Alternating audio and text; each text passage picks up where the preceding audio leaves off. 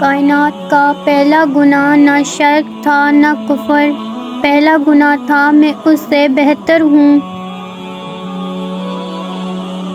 صرف انسان ہونا کافی نہیں ہے، انسان کے اندر انسانیت کا ہونا بھی ضروری ہے۔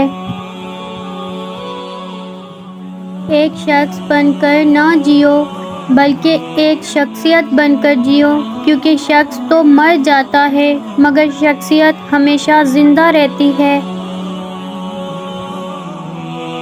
کسی کا بھلا نہ ہو سکے تو برا کرنے کی کوشش نہ کرو۔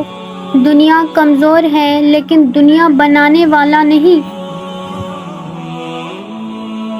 صرف احساس بدل جاتے ہیں دنیا میں، ورنہ محبت اور نفرت ایک ہی دل سے ہوتی ہے۔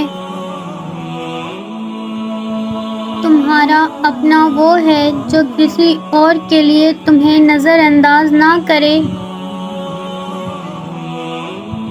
رشتے پرندوں کی طرح ہوتے ہیں، اگر آپ مضبوطی سے پکڑیں گے تو وہ مر جائیں گے، اگر آپ ڈھیلے پکڑتے ہیں تو وہ اڑ جائیں گے، لیکن اگر آپ احتیاط سے پکڑیں گے تو وہ ہمیشہ آپ کے ساتھ رہیں گے۔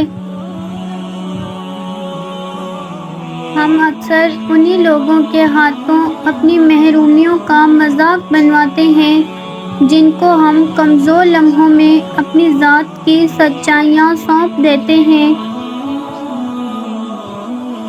دنیا میں آپ کا حقیقی مقام وہی ہے جس کا اظہار لوگ آپ کی غیر موجودگی میں کرتے ہیں۔ زندگی میں بری چیزوں کا شکر گزار بنو، وہ اچھی چیزیں دیکھنے کے لیے آپ کی آنکھیں کھول دیتے ہیں جن پر آپ پہلے توجہ نہیں دے رہے تھے۔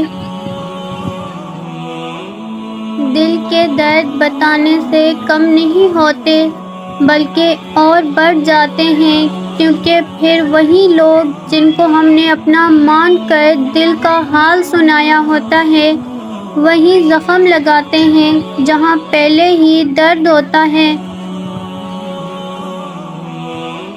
انسان پریشانیوں کی گنتی کرنے کا ماہر ہے لیکن نعمتوں کا حساب کرنا بھول جاتا ہے۔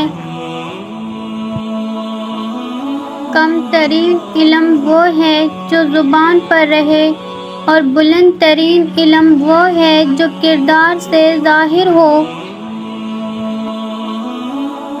جتنی ذہانت کسی کی بات کا جواب دینے کے لیے ضروری ہے، اس سے کہیں زیادہ ذہانت اس کی بات کو سمجھنے کے لیے ضروری ہے۔